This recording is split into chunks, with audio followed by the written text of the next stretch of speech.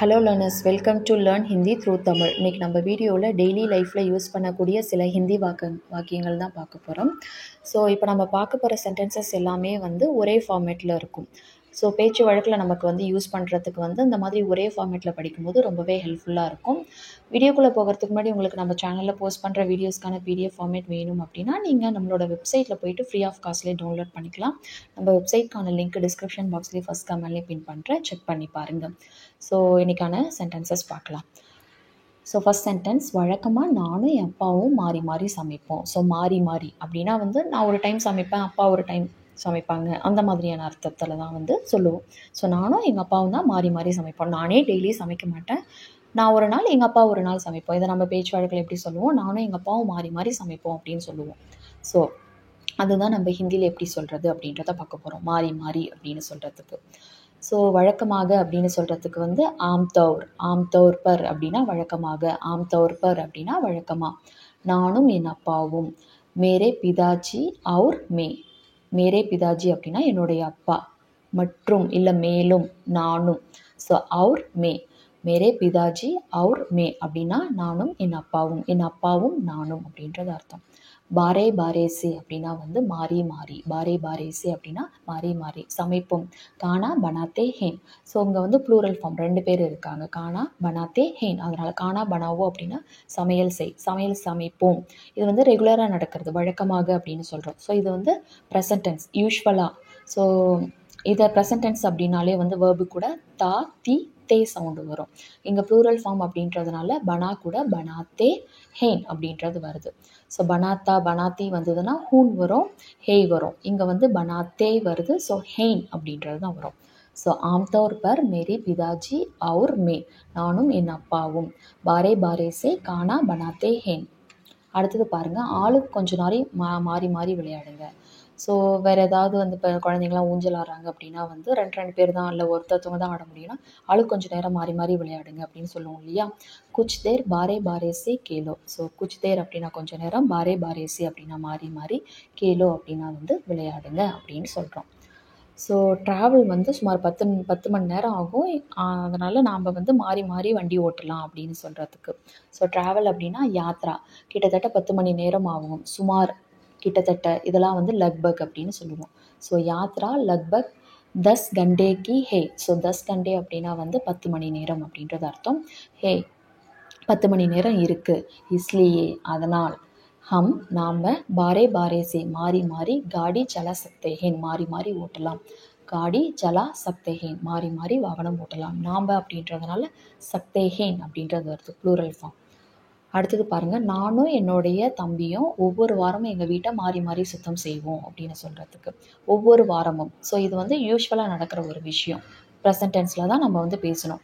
So ஒவ்வொரு வாரமும், ஒவ்வொரு நாளும், ஒவ்வொரு மாதமும், வழக்கமாக, எப்போவாவது, அடிக்கடி, இந்த மாதிரிலாம் வந்தாலே அந்த வாக்கியத்தை நம்ம ப்ரெசன்ட் டென்ஸாக கன்சிடர் பண்ணி தான் பேசணும். ஸோ நானும் என்னுடைய சகோதரரும், மே அவுர் மேரா பாய், இல்லை மேரா பாய் அவுர் மே, ரெண்டுமே கரெக்டு தான்.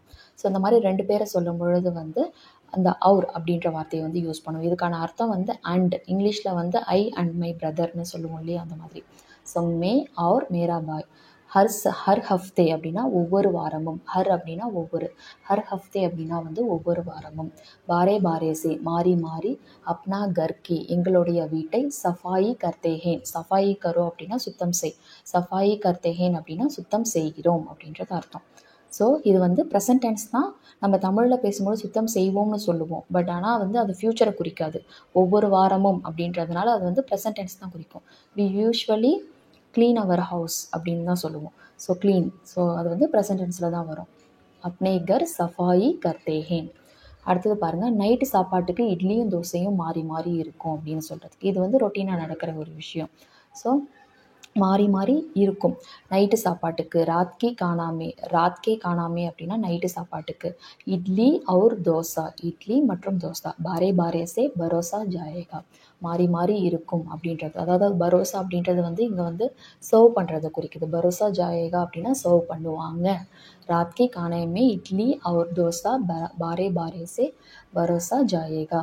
அடுத்தது பாருங்கள், என்னுடைய அப்பா என்ன சாரி என்னுடைய பேரண்ட்ஸ் என்னை வந்து ஸ்கூல்லேருந்து மாறி மாறி கூட்டிகிட்டு வருவாங்க. என்னுடைய பேரண்ட்ஸ் அப்படின்றப்ப வந்து ஒரு நாள் அம்மா, ஒரு நாள் அப்பா இந்த மாதிரி மாறி மாறி என்னுடைய பேரண்ட்ஸ் தான் மாறி மாறி என்னை வந்து ஸ்கூல்லேருந்து கூட்டிகிட்டு வருவாங்க. மேரே மாதா பிதா. ஸோ பேரண்ட்ஸ் ஹிந்தியில் சொல்லும்பொழுது நம்ம வந்து மாதா பிதா அப்படின்னு தான் சொல்லுவோம். மேரே மாதா பிதா பாரே பாரே சே மாறி மாறி முஜே என்னை ஸ்கூல்லேருந்து லேக்கர் ஆத்தேஹேன் கூட்டிகிட்டு வருவாங்க. லேக்கர் ஆத்தேஹேன். ஸோ இங்கே நம்ம இப்போ பார்த்தது எல்லாமே வந்து பாரே பாரேசே அப்படின்னா மாறி மாறி அப்படின்றது அர்த்தம். ஸோ நீங்களாக உங்களுக்கு ஏதாவது ஒரு எக்ஸாம்பிள் சென்டென்சஸ் எடுத்துக்கிட்டு சென்டென்ஸ் ஃபார்ம் பண்ணி சொல்லி பாருங்கள், ட்ரை பண்ணி பாருங்கள்.